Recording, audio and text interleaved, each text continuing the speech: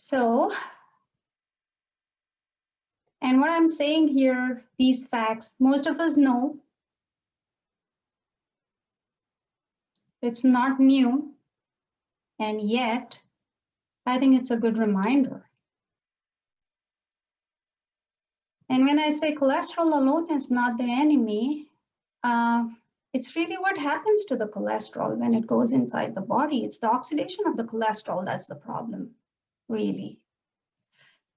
What we are measuring, like the LDL and the HDL, are really proteins that are carrying the cholesterol to the cells. The cholesterol is needed because the cholesterol or fat basically is an important factor for our cell membranes. Our cell membranes are made up of water and fat. So if there isn't enough fat, the cell membranes are not going to be strong enough. The reason I say low fat is not healthy does not necessarily mean healthy is because what all has the food gone through, what processing has happened to the food to make it low fat, really.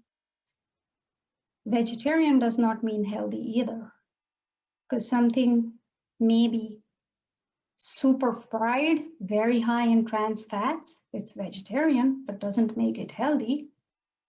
Organic and gluten-free does not mean healthy either. Because if I have a bag of chips that is organic, and it's gluten-free, it's made from potatoes, that doesn't make it healthy. So it is important to consider the nutritional aspect of what goes into our body. Vitamins and minerals have no calories. That's fun. That is so good. And it is important for us to respect our bio-individuality. Just because something works for somebody doesn't mean it's going to work for you or for me. Everybody is different. Everybody's needs are different, and we need to respect that. It does not mean one size fits all.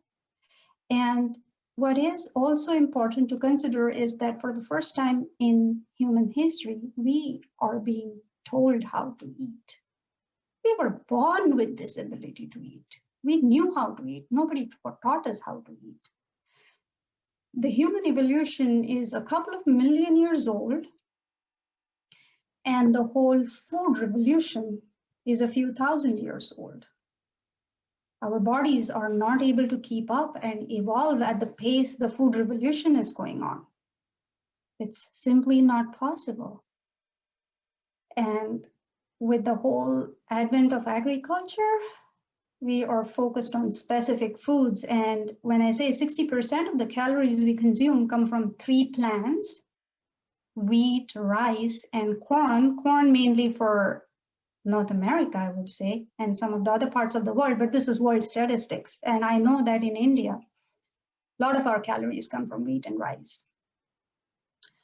And so we have moved away from some of the other grains that we had access to. Here's the good news. Vitamins and minerals have no calories, but they have a big role to play. So we don't necessarily have to worry about getting too many calories from vitamins and minerals, and yet we can nourish our body. And I would like to mention one thing here is that calories count, but you don't have to count them. If you know you're eating the right kinds of foods, then you don't necessarily need to count your calories.